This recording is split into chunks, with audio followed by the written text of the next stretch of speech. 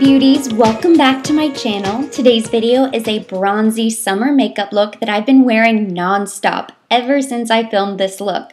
I set out to create a video to test out a bunch of new products, but I ended up with my go-to summer makeup. So let's begin. Starting with a product that Guerlain sent to me complimentary to review, it's their Black Bee Honey Balm. The Lure Radiance Primer has been my #1 lately, but this is actually a recovery balm for face and body for dry, weakened skin. It's recommended for use after dermatologist treatments, and since I do a lot of peels at home, I wanted to try this out. It feels and smells incredible. It's perfect for when you're feeling really dry, maybe over-exfoliated, you've had a peel, maybe too much sun. Even though it's not truly a makeup primer, it feels so hydrating and nourishing, you certainly can use it that way, and that's exactly what I'm doing today. For foundation, I'm using the Dior Skin Air Flash, and Dior actually sent this to me complimentary to review since they relaunched the formula, adding 7 new shades. I've already filmed a foundation 411 video, so a full review is coming your way. Be sure to subscribe so you don't miss it. But I know at this point, you're probably thinking, whoa, that shade is way too dark for you. But it's actually perfect because I've applied the Saint-Tropez Express Sunless Tanner to my body. I never apply it to my face. So yes, this looks a little bit funny for now, but the end result is perfect. You just have to trust me, it is the right shade. This foundation has blown me away with how natural and radiant it looks. It feels so thin and lightweight, it doesn't break up throughout the day. It's perfect for everyday use over the summer. And for concealer, I used my Dior Skin Undercover, which has much more coverage and a matte finish, so I feel like it pairs very nicely with the foundation.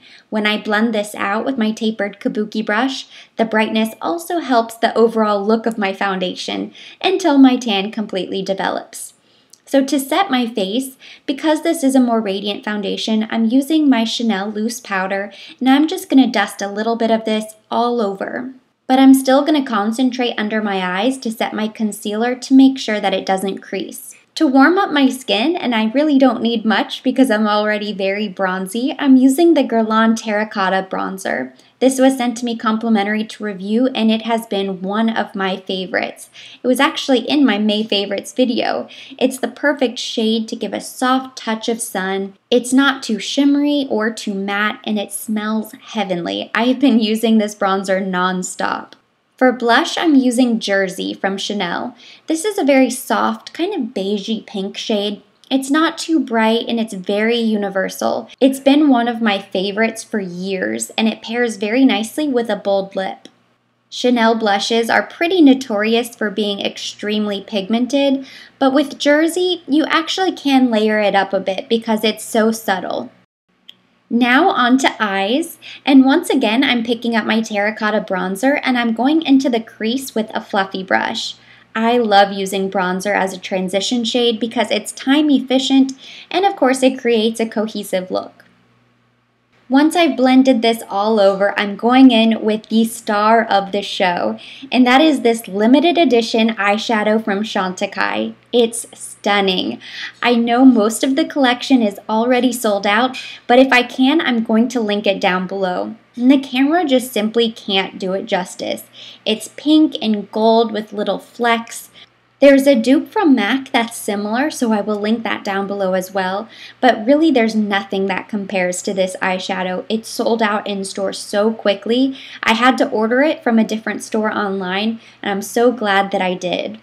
It's best applied with fingers or a wet brush, as I discovered, to get the biggest impact. So I'm just going to apply this all over the lid, up to the crease, but not above it.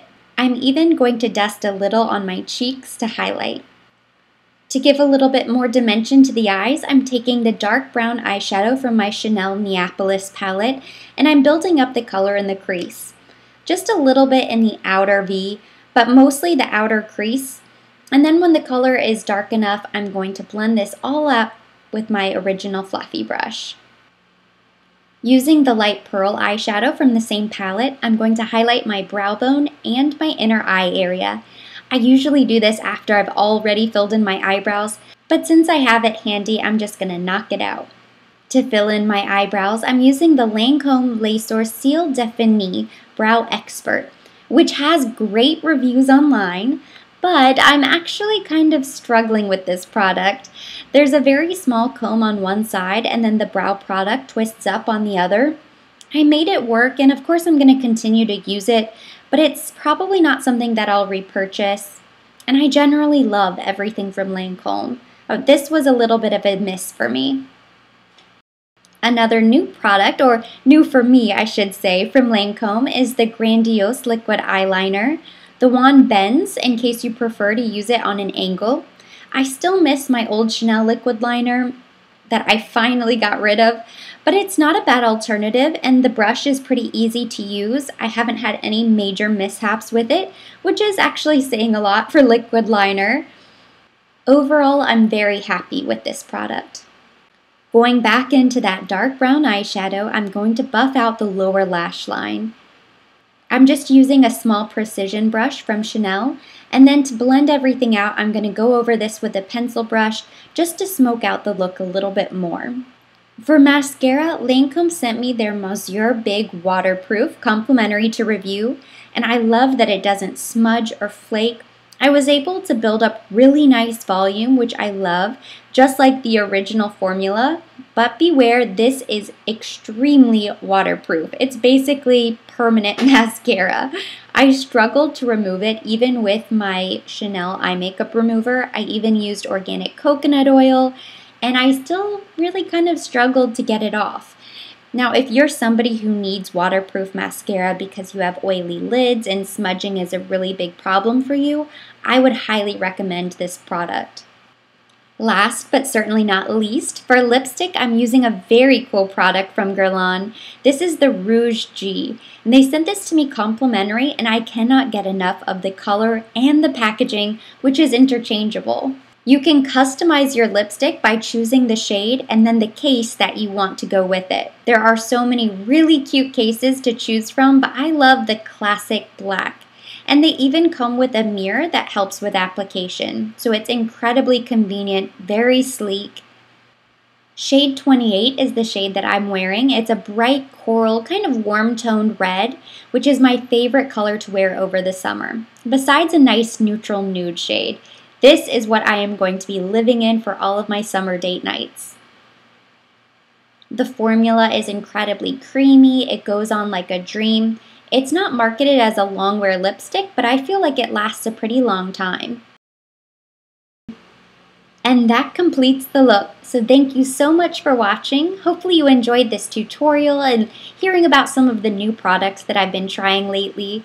If you have any comments or questions, leave them for me down below. Of course, I'm linking all of these products down in the description box for your convenience. And for more videos like this, don't forget to subscribe.